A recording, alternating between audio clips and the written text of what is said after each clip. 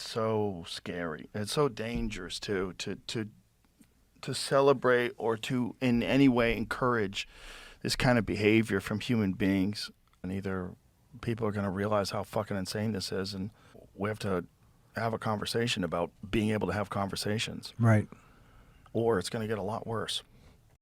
We'll call Joe Rogan a prophet because he correctly predicted that some will celebrate the murder of Charlie Kirk, or at the very least justify it in some way. This in a clip in an interview with Charlie Sheen on his show while the moment unfolded, while Charlie Kirk was murdered. I think he has some really interesting insights here and some predictions as to bad ramifications that could follow some responses to this. So let's get his take. Please like the video and subscribe to the channel. Yeah, that's a crazy take. Crazy take is that. What was the take that they deserved it? That's why I didn't want to pair. Right. Here you go. Dave Portnoy reposted this. You found it? All right, here. Put it. It's only 10 seconds. Which a shooting like this happens. You can put the headphones on. You can hear Yeah, it. and again, emphasize what you just emphasized. We don't know any of the full details of this. That we don't know if this was a supporter shooting their gun off in celebration, or so we have no idea about. That's what the crazy thing was. Oh, that's it. Yeah, if it was a supporter shooting their gun off in celebration. What? Someone shot their gun off in celebration and killed him. You shoot celebration guns in the air. Oh, God. Just, what a crazy take. Like, it might not have been someone assassinating someone for the wrong opinion. huh. Fuck. Well, why does something like that have to be spun? Their ideology. No, I know, but I'm just saying it's like... I mean, they want to try to pin it on a Trump supporter with a crazy Trump supporter with a gun. Right. Going wacky. Of course. We don't know if it was a supporter shooting off a gun in celebration. Because, you know, they do that. Right. A lot of folks are just constantly yeah. out there shooting off guns at large gatherings in celebration. Yeah, 4th of July, you can't leave your house. What the fuck? Yeah, he said it. What a crazy take that is, and really indicative of why the legacy media has lost the support and trust of the American public to think that that was a Charlie Kirk supporter causing his death there, and not just a death, a brutal, gruesome murder that I won't show you the clip of. It's that gruesome. But yeah, this is the spin of the mainstream media, and that wasn't the only isolated moment of stupid mainstream media reactions to this. You had one panelist, I think on MSNBC also, saying in some way that, you know, it's Kirk's hate speech that brought this on himself, justifying this in some twisted way. This is insane. This guy was a father, regardless of what you think about his opinions. And guess what? I think a lot of his opinions are wrong, especially when it came to Israel. But there is no justification for this murder. It reminds me of the moment that MSNBC, I believe, said, hey, you know, Trump's holding a rally in Madison Square Garden. Guess who else held a rally in Madison Square Garden in the 30s? The Nazi Party. Yeah, we see what you're trying to do here, and that's why Americans have turned away and rejected you. No, that is that's a wow. There's going to be a lot of people celebrating this. It's so scary. It's so dangerous too to celebrate or to in any way encourage this kind of behavior from human beings. Yeah, like I said, call him a prophet. That is happening. There are some celebrations, not from like prominent Democrats, but you see this all over timelines, these things being posted by, you know, pundits on Twitter. You have people like AOC actually taking it, you know, to use as a political tool to try to disarm people, saying, hey, this is gun violence and this is going to happen as long as there's guns in the country. Well, that's absurd too. They take these tragedies and twist them, not out of sympathy for Kirk or anything like that, but to try to rob us of our rights. It's absurd. He's not a violent guy who's talking to people on college campuses. Wasn't even particularly rude. Who's tried to be pretty reasonable with people. Everything I saw seemed reasonable. He's a very intelligent guy. Yeah. You know, whether you agree with him or don't. And there's a lot of stuff that I didn't agree with him on. That's fine. You're allowed to disagree with people without celebrating the fact they got shot. But you can't disrespect his passion. Yeah. Well, You know? what you're supposed to do with a guy like that, if you're opposing him, is debate him. Right. Have a conversation where your argument is more compelling than his. Sure. Where are we in this timeline where Charlie Sheen is the voice of reason on stuff like this? We could use a lot more of this mentality from Joe and Charlie, as far as I'm concerned, compared to both sides weighing in on this. Number one, the side justifying it, and I'm not painting a broad brush there. I'm saying it's isolated people that are individuals doing that, not the left and not the Democratic Party. And then those on the right that are saying, hey, should be the catalyst and impetus for right-wing reactionary totalitarianism, to ban political parties, to enact censorship, to ban opposition for Trump. That's not what we want from this either. So there's been so many wretched responses to this, and thankfully people like Joe and Jimmy Dore and Glenn Greenwald have had really good takes, though. That's what people should be celebrating, discourse. You know, we used to do that. Do some homework and bring it to the table. Yeah. Yeah, it's know? horrible. It's horrible. This podcast has been a lot about violence, man. It has, Yeah. but not this kind. No. I'm sorry, not something so in the moment right now from Yeah. someone this current Yeah. that we see and are you know aware of daily, right? Yeah. I mean, he's one of those young influencers, right? This time from the right, who is all over social media, always doing these various shows and debating people and talking to people and giving speeches. And Sure. yeah, no one deserves this, folks. No one that has different opinions. No one deserves that. No. This is Agreed, and I promise I would have the same perspective if it was a prominent left-wing influencer. You know, this guy was prominent. He was probably a top 3 conservative influencer in the United States, and political violence doesn't justify this kind of atrocity. There's no justification for it. I'd have that same opinion if it was on the other side, and I'm glad Joe is pointing to that fact, and it's something that we need to remember, because if you just collectively blame the other side for this atrocity, which we don't know much about the shooter. That information hasn't come out yet. Might be one shooter, a conspiracy, we don't know. But it wasn't the left, which it's going to try to be twisted against the left for totalitarian impulses and for the extension of government power. Well, we should learn the lessons from something like Pearl Harbor, where the Japanese government in Japan bombed Pearl Harbor, and then FDR took that as impetus to place people of Japanese ancestry into concentration camps. We cannot allow that sort of collective response to happen here. horrible. No. But I know people are going to celebrate it because this is a fucked up time, and people have really fallen into this trap of us against them. But it's also going to make people not want to be as courageous or not want to be as forthright with the things they believe. It's going to put people on guard. It could. It know? could do the opposite. Yeah. I get that, but there's also going to be that sort of Self-preservation. ingrained thing now. You're correct. Yeah. And you know, and you just go, you know, going through the whole New York thing. I just, you know, sometimes there's a crowd and it's all love. It's all love, and all they want is, you know, is your signature or a photo or this and that. But there's so much of those moments where you're spent looking down. You're looking down the entire time. Yeah. And I don't think anybody wants to shoot me. I don't think that's kind of out in the world, right? No. But it's the type of shit that just lives in the back of one's mind. Yeah. Because how could it not? How could it not? And Yeah. then the thing like today, and you're like, okay, that's why it's in the back of our minds. Yeah. You know? Well, it's, you know, when we were talking about assassinations earlier, whether it's Kennedy or RFK or, you know, you think of him in the past. You think of him like, when something happens in the current, like right now with this one with Charlie Kirk, it doesn't seem real. No. It seems very surreal. It does. It's- It does, and Joe is right. People are locked into this tribalistic mindset when it's us versus them. And when I'm talking about us versus them in that context, he's talking about, you know, left versus right, Democrat versus Republican, where I do think there's an us versus them, but it's us versus the state. So it's not me against you, it's the state versus all of us.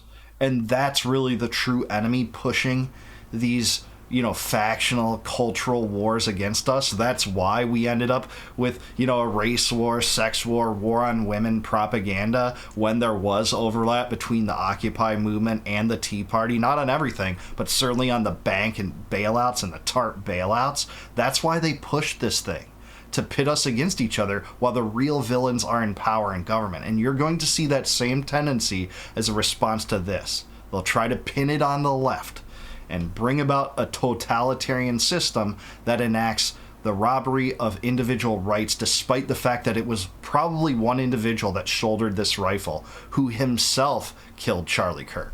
Seems like It does. it's going to take a long time before we reference this as something that happened. Like you remember he got shot and killed? Oh yeah. Like right now, it just doesn't seem real. It seems so crazy that it's not registering. It's not. No. Is he a friend? No, I met him once. Okay. I met him once at a gun range of all places. Wow. Wow. Yeah. He was a nice guy when I met him. Wow. It's a fucked up time. People are so divided in this country. So divided. And there's so many people that love it. They love that we're divided, and they profit off that division. And No one loves it more than the government, as they maintain the same policies toward endless wars and corporate welfare and a giant regulatory state, the inflation engine of the central banks, this massive, massive deep state bureaucracy that guides our foreign policy and propagandizes Americans into supporting wars in the Middle East on behalf of Israel or in Eastern Europe on behalf of Ukraine when it's not America first. No one likes us pitted against each other more than that. Because, like I said, the real villain is a them. It's the state. It's the state apparatus. It's not me versus my neighbor, who we might disagree on abortion or immigration or something like that. But they want to pit us against each other so that they can reign supreme, they can expand government power, and that's to be dreaded. they stoke the fires. And they do it for their own profit. And it's so fucking gross. Yeah. It's so gross. And to encourage this kind of thing is really one of the most horrific things that you could do after someone dies horribly like this, is celebrate. It Should be a wake up call for everybody. Like, this is nuts. Yeah, This is yeah. nuts. No, it's unforgivable that to spend things like that, and because the people they're never thinking about is that person's family. I think they just no. That's just like default with those. They gaslight you by default. Right. So right, immediately they try to find some reason why whatever the thing is that's in the news is someone else's fault. yeah. Right. Of course. It's just all gaslighting. Yeah, there's one or two things I disagree with that guy, so it's justified. That's a sick and twisted and vile and evil and malevolent mentality. And Charlie Sheen is exactly right. I can't believe I'm talking about Charlie Sheen here, but he is right. No one thinks about the family. That's the most disgusting part of this. He had 2 small children that will never remember him now because his life was robbed on this. And guess what? I thought his opinions were retarded on Gaza, but that doesn't matter in this context. This was taking a life that didn't need to be taken. A guy that debated every point he could possibly debate with people, giving them a stage with him, not just shutting them down, actually responding to them carefully, sometimes, strongly and sternly. But this is what the kind of discourse we should have in the country that he engaged in. And I didn't always think he was right. But that's what we need more of, and less political violence. And what might follow is dark. It is dark if it's embraced in a path that gives government more power to suppress political enemies in the abstract. That's the worst scenario that could unfold now. And that's what they're paid to do. They're paid propagandists masquerading as the news. So weird. Fuck. No, it's a dark day. Yeah. It is. Well, one of the 2 things is going to happen. Either people are going to realize how fucking insane this is, and we have to have a conversation about being able to have conversations, Right. or it's going to get a lot worse. Oh, he's right, and I pray not the latter, for so many reasons, but I think Joe has it nailed right here, for sure. For sure. That's what's scary. Scary. This could spark off some kind of a real violent conflict. You know, that guy had a lot of fans. Yeah. A lot of people loved that guy. Yeah, I know. And if they find out that he got killed for something that they vehemently oppose in the first place, it could send people over the edge. It could. Yeah. There's always that flashpoint moment in any, you know, Yeah. in previous times like this. Yep. You know? Yep. There's always that tipping point moment. Like the Rodney King film. Yep. Right? Something. The shooting of Martin Luther King, you had Pearl Harbor, 9/11. These events, these catastrophic tragedies are twisted by the ruling powers to inflict harm on our liberty and our wealth, and that's what needs to be rejected by all circles. And look, I get it, especially people close to Charlie, knew him well, considered him as a friend, loved him, would have that human impulse of trying to get even, enacting vengeance, etc. But I promise you, it's not half of America that caused his death. It's a madman that deserves the book thrown at him, possibly more if it was a conspiracy, I don't know. But this cannot be collective punishment. Collective punishment is the path to perdition and tyranny that should not be embraced in America. Yep. Just like that's it. Yeah.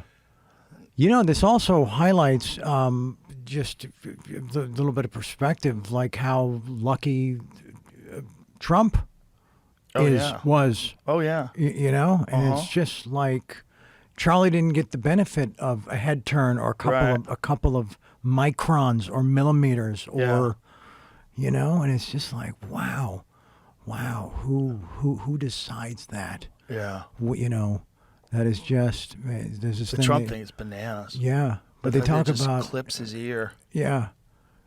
Because he makes a reference to something. Yeah. And then it's just, And then it clips his ear, where if he didn't turn his head, he'd be dead. Yeah, they're right. Charlie didn't have the benefit of that. And again, I'm not playing the video. It's gruesome. I'm not particularly squeamish, but if you are squeamish, don't watch that video. But the truth is that he was murdered in plain view, probably assassinated by, it sounds like, about 200 meters away. 2 people were arrested in possible connection to this, but were released, determined not to be the shooter. And apparently, as I'm recording this, the shooter's still at large, and I can't grapple with the scenario in which he isn't caught. I do believe, I hope and pray that the shooter is caught, that he's brought to justice, but I have equal prayers in the direction of making sure this doesn't spill over into increased political violence against, again, the left on behalf of the right. And I hope that, you know, leftists do not embrace this as a good thing or justify it in any way. Some people are. Many prominent Democrats have come out, you know, right away opposing and rejecting that, by the way. And I give them praise for that. Despite differences I have with them, I have differences with a lot of Democrats. But if this spills into, you know, riots or totalitarian police states, or, you know, the deployment of National Guard forces beyond Washington, D.C. into Chicago, this could be the tipping point that Trump is talking about. You know, some of the worst takes I've seen from Trump is getting out there yesterday and saying, Charlie was killed by the radical left. You know, in the abstract, in the aggregate, that is a huge, disastrous way to fan the flames of a tragedy that shouldn't have the fans flamed yet, especially before information comes in. And the sword of the state directed toward just the left is just a preposterous thing. I saw Alex Jones moments after this happened saying, the Democrats killed Charlie Kirk. The Democrats killed him. Terrible take. And I've had some agreements at times with Alex Jones, especially when it comes to Epstein files and things like that. But that's a horrific take. This could fan the flames of something we don't want to see play out. And for the people on the left that are celebrating his death, and there are some of those too, if you celebrate his death, you're not going to want to see the new version of the right. That will make this version of the right that you've seen the last 10 years seem tame by comparison in 10 years, if that is what you're going to celebrate. So potential dark days ahead, but I hope not. Thank you, Joe, for this reaction. I think it's a good, you know, reasonable reaction. Let me know down below, is Joe Rogan correct about this? Is Charlie right about this? What is your worst fear that could come from this? Let me know in the comments down below. Please like the video, subscribe to the channel, also subscribe to Joe Rogan. Please consider becoming a YouTube member by clicking the join button below. You can help support my channel, and in return, I'll give you access to all my videos before they go live to the general public on YouTube. And until I see you guys next time, no more war, no more debt, no more inflation, and no more empire. Peace out, guys. Catch you in the next one.